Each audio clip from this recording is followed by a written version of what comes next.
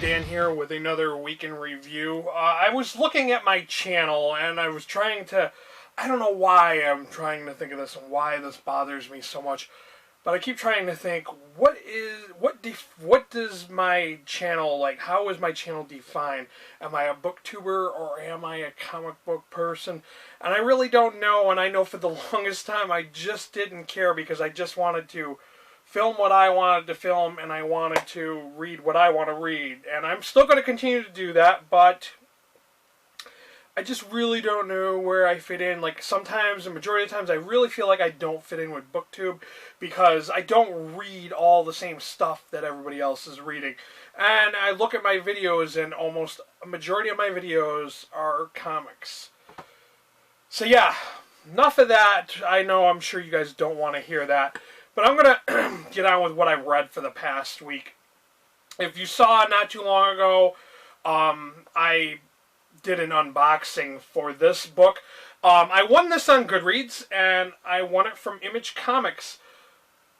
First off, I have to say it is a rated M for mature, and it is a horror comic written by Grant Morrison, who is one of my favorite comic writers. I've never been let down by anything he's ever written so far. This, before I even read this, I let my buddy I left it sitting there on my desk, and my buddy picked it up, and he's looking through it, and he's like, what the hell are you reading? Like, and I didn't really think of it at the time, but yeah, some of this stuff is pretty graphic, if you're not used to seeing this type of stuff. But this takes place in a world where they got this guy who, he goes by Nameless. He just doesn't have a name.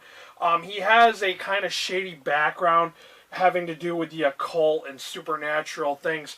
I can't say too much about him because it's kind of a big majority of this story is about his background and what has happened to him. Well, there's this asteroid called Xibalba that is heading towards the Earth, and they're thinking it's going to be one of those, like, extinction events. And there's all this crazy stuff going on. There's the occult, like, Lovecraftian type creature type stuff.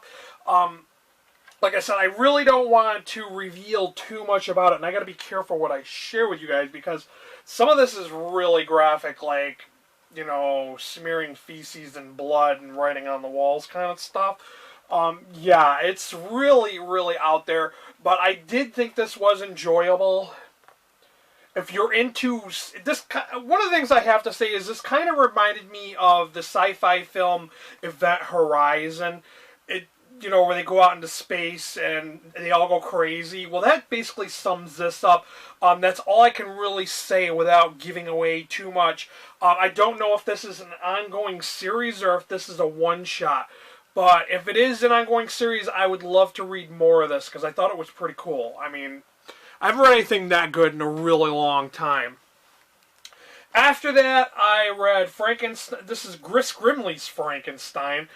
Chris Grimley is an artist. He's somebody I follow on Instagram, and I guess he's done a couple of projects. Like, he did a book with Neil Gaiman. I have never read it before. I just know him from Instagram, and I've already read Frankenstein before, so he kind of modified the text, kind of picked and chose what he wanted to use of it. And this is his adaptation of Mary Shelley's Frankenstein. So I do have to say that this made for much more enjoyable reading experience for me, because honestly, I just really didn't get into Mary Shelley's Frankenstein. I don't know if I just found it too philosophical. Like, I didn't think it was really as horrific as I was hoping it was gonna be. But you know, I like this. It was okay. If you've never read Frankenstein, maybe you'd want to check this out.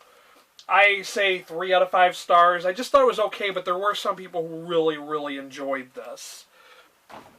After that, I read Ghost Rider, The Life and Death of Johnny Blaze. This is Volume 2. First off, I had to say, I'm not really totally familiar with Ghost Rider. And this was kind of fun to kind of get a little bit of more information about Ghost Rider. I know he's a really cool looking character. One of my criticisms of this book was, like, the first 6 issues where the drawings were really kind of bad, and they're really like out of proportion. Like they look like dwarves at one point. And I don't know who they got to draw those first few issues, but they didn't look very good. This was okay. Considering the title, I thought there was going to be more substance to it, like more about who Johnny Blaze is. But it was really kind of very limited. He fights this pumpkin-headed guy who was a villain who died. He got killed by the Punisher, I guess, and he came back. I think his name is Jack-o'-lantern or something like that. But I just thought this was okay, and I rated this one 3 out of 5 stars too. Okay, up next we have Star Wars Dark Times: The Path to Nowhere, Volume 1. I know I read these kind of backwards. I think I read like the last book first, and then all of them in backwards order, which doesn't make a lot of sense. But in its entirety, I found this book just to be average, and I think I rated all the other parts of this whole series only 3 out of 5 stars. This introduces Das Jenner and his start on a world. He's like a general helping the Separatists fight against the Empire. It was just okay. I mean, it is what it is. Okay, up next we have Harrow County, Countless Haints. And as soon as I came across the word haints, I had to Google this definition of this word because I had never heard it before, and come to find out, it's like a southern U.S. Phrasing. It's like another word of suggesting haunts or ghosts. So that was kind of interesting, and I do know that Cullen Bunn is from the South.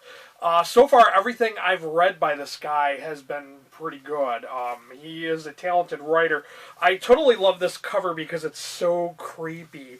Like this, arm reaching out of a drawer with these glowing eyes.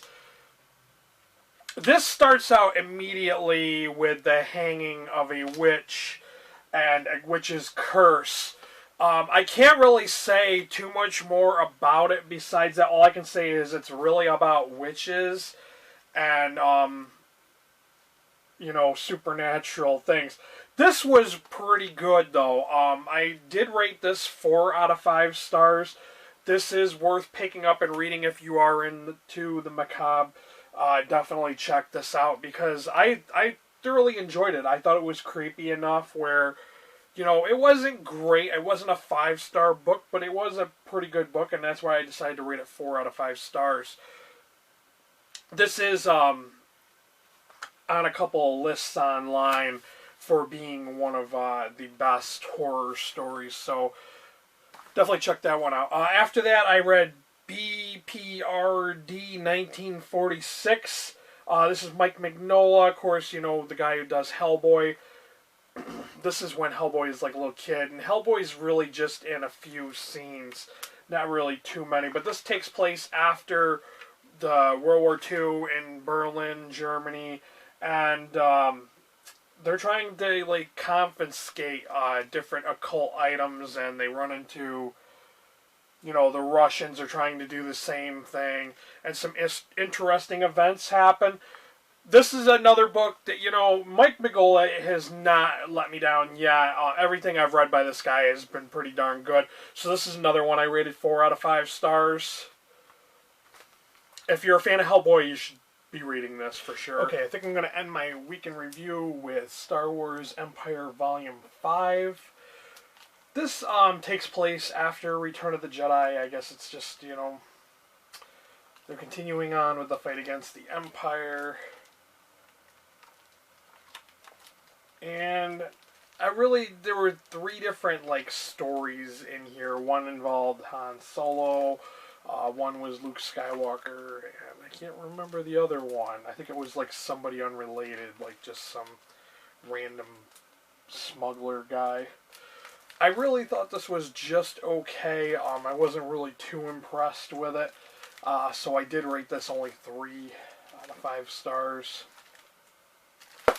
And I'm going to end this here.